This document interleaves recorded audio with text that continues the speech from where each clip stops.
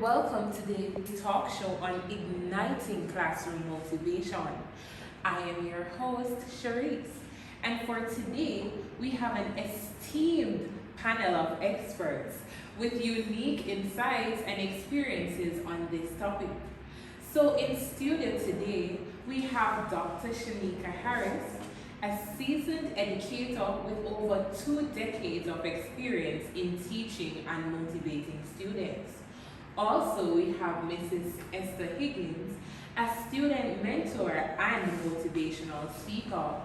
Then later, we'll be joined virtually with Professor Moya Ham from Canada, an educational psychologist specialized in student behavior, and also Miss Khadija Lewis from the United States of America, a passionate high school teacher known for her innovative approach to engaging students. Thank you again for being here. So let's dive right into our discussion. When I hear the word motivation, I think about the driving force or the reason of one's action or behavior in trying to reach their goals or meet an expected need. So, Dr. Harris, you've had the extensive experience of being in the classroom. In your opinion, what is the meaning of motivation as it relates to education? Okay, so first I must say thanks for having me in your talk show today. To answer that question, it's a very good question. Motivation stems from fostering a sense of purpose. In the context of school, motivation aids in helping kids, especially teenagers. It concentrates on a main objective or result. By doing this, people become less affected by potential distractions and are able to focus for extended period of time. Absolutely, Dr. Harris. Thank you. Mrs. Higgins, over to you. Welcome again. Could you shed some light on what is extrinsic and intrinsic motivation? Because we all know that those are the types of motivation.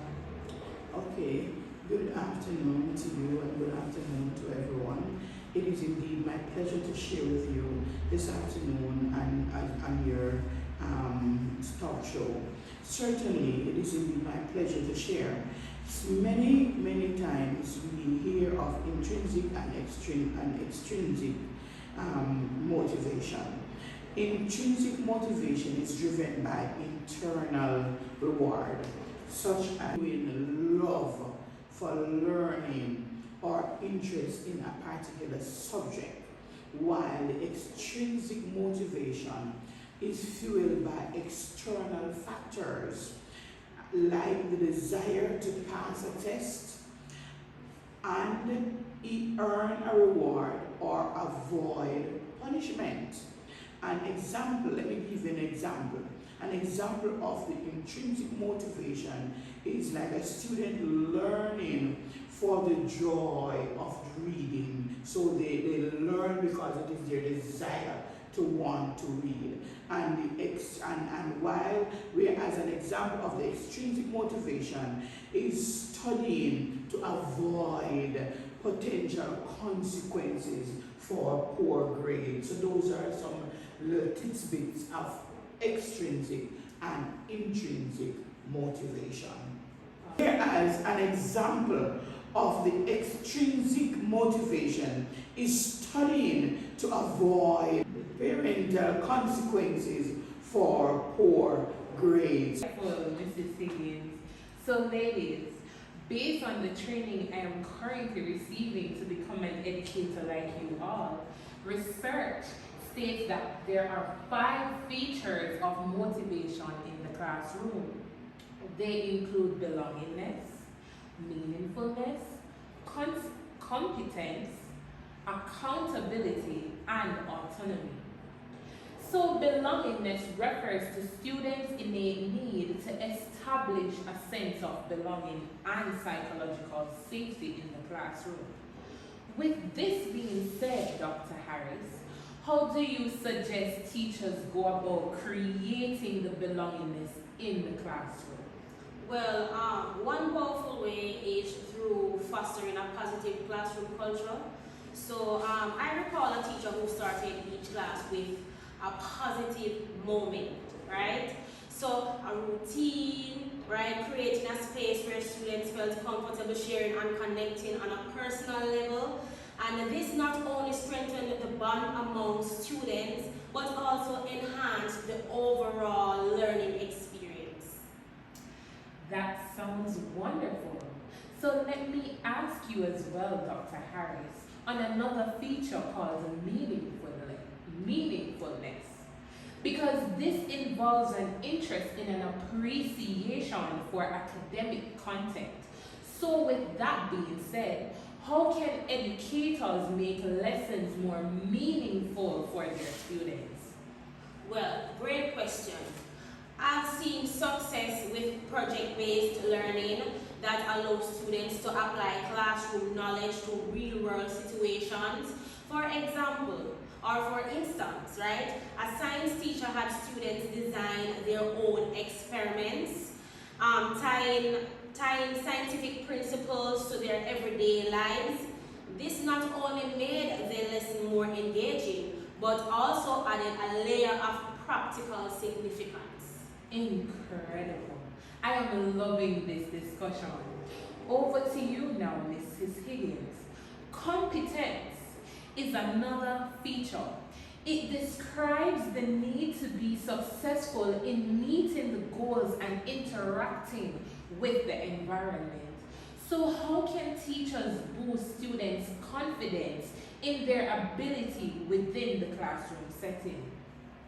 Great question. One effective method through differentiated instructional, I've seen a maths teacher assignment to individual students' need, providing extra challenges for those who excel and additional support for those who need it. This not only acknowledges the diverse skills level but also foster a sense of competence among all students.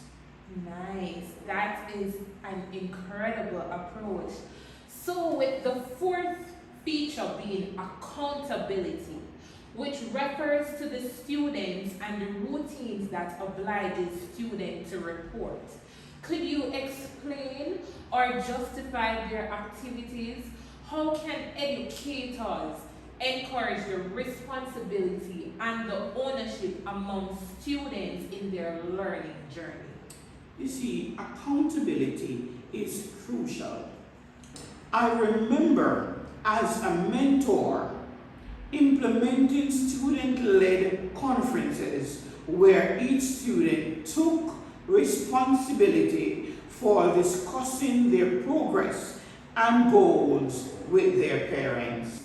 This not only made students more accountable for their learning, but also strengthened the partnership between students, parents, and teachers in fostering academic growth. Excellent example.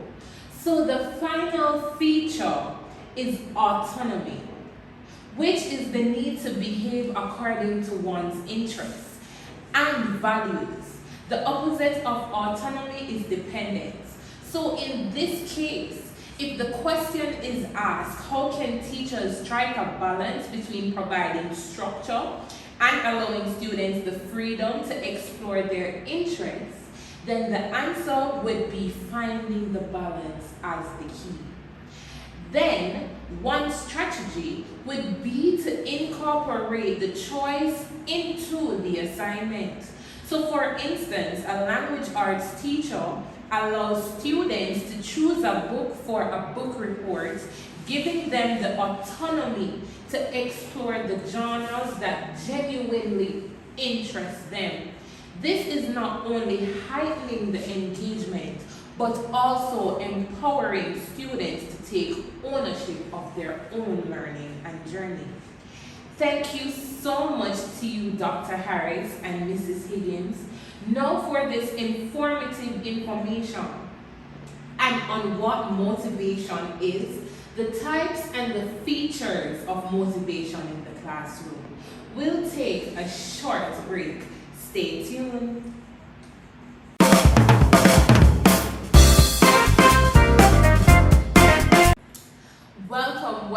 Welcome back to Igniting Classroom Motivation. Now let's talk with Professor Ham and Mrs. Lewis, where we'll be looking at the strategies used in the classroom and also the theories of motivation. Welcome again, ladies. Mrs. Lewis, what are some of the strategies that educators can employ to keep that motivational flame alive in the classroom? Thank you for having me. One effective strategy to make learning relevant would be to connect lessons with real world scenarios. Show students the practical applications of what they're learning. This not only sparks interest but also helps them see the significance of their education beyond the classroom. Fantastic insight. Are there any other approaches or strategies you want to mention, Mrs. Lewis? Another approach would be to incorporate interactive and collaborative activities, whether it's group projects, discussions, or hands-on experiments. These activities not only make learning fun but also create a sense of community in the classroom, fostering a positive environment that fuels motivation. And I'll show you a clip of my students and I doing an activity in class.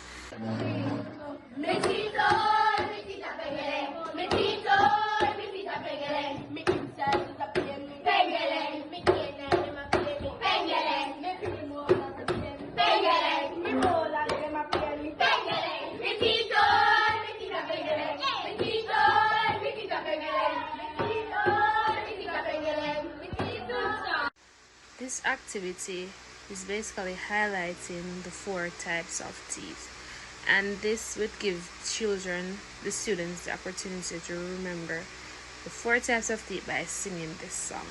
So doing this activity give them the opportunity to have a good recollection of the types of teeth. Great tip. Now, I am curious. How do we identify demotivated students? Mrs. Lewis, what are the signs that educators should be looking out for when they're in the classroom?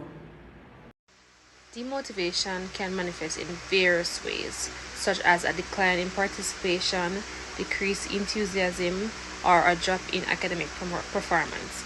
It's crucial for teachers to be observant and proactive in addressing these signs, perhaps one-on-one conversation to understand the underlying issues.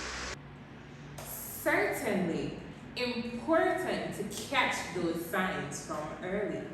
Moving over to speak with Professor Ham. Is there anything you might want to add? Any additional insights on identifying a demotivated student? Absolutely. Good evening and thanks for having me on your show. You should look for changes in behavior, absenteeism, or disengagement in a student. Sometimes they may be facing personal challenges that impact their motivation. Building a trustworthy relationship with them can help uncover these issues and provide the necessary support. Wow, valuable advice. Thank you, Mrs. Lewis and Professor Ham. Now let's touch on our final topic for today. Professor Ham, can you give us a snapshot of what Abraham Maslow, the renowned theorist, had to say about motivation? Certainly. Abraham Maslow proposed that human behavior is motivated by a hierarchy of needs consisting of 5 levels visualized as a pyramid. The most fundamental needs are at the base, while self-actualization is at the top. The lower basic needs have to be largely fulfilled first for an individual to then pursue the higher psychological and self-fulfillment needs. In a learning context, Maslow suggests students' motivation and success depends on adequately meeting their core needs.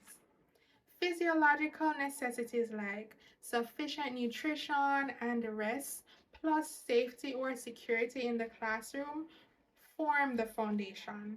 So, building on that, students with healthy self esteem, positive social relationships, and feelings of accomplishment are then motivated toward peak learning performance and actualizing potential.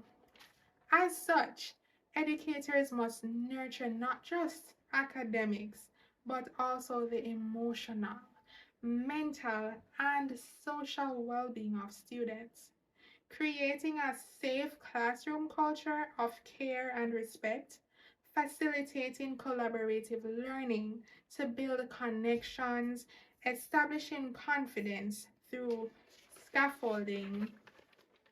These address the various tiers of needs.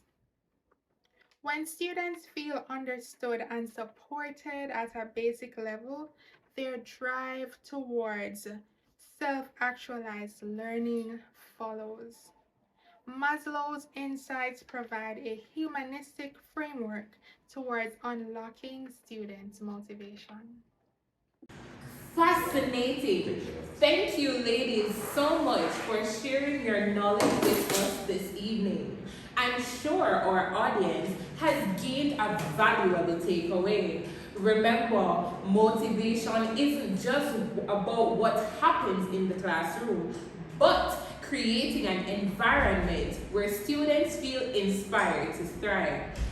Stay tuned and watch this exciting video where Dr. Harris shows us ways in which a teacher keeps her students motivated in the classroom. Set high expectations and clear goals.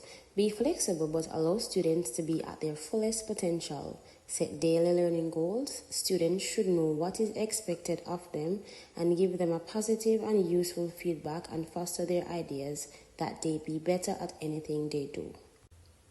Create a positive environment. They need to feel heard and respected.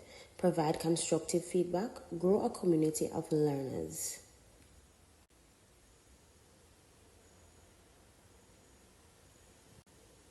Inspire with engaging lessons. Put some excitement into your speech. Use stories, vary your pitch, use questions during your class to keep students engaged or even engage in activities. Build relationship with students to get to know each student on a personal level. Use their name often, ask them about their interest in life, learn their hopes and their dreams. They will see that you care and work harder. Remember to smile. Create small groups. Also, while you create small groups, you should interact with your students during group assessment and ask questions about what they are doing. And also, you should praise students' effort.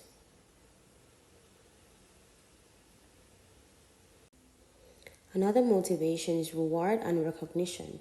Give out gifts, appease a party, watch a movie, give out sweets. This will allow students to put more effort into their work. This is excellent source of motivation. To thrive. Until next time, stay motivated and keep inspiring. I'm your host, Sharice. Bye.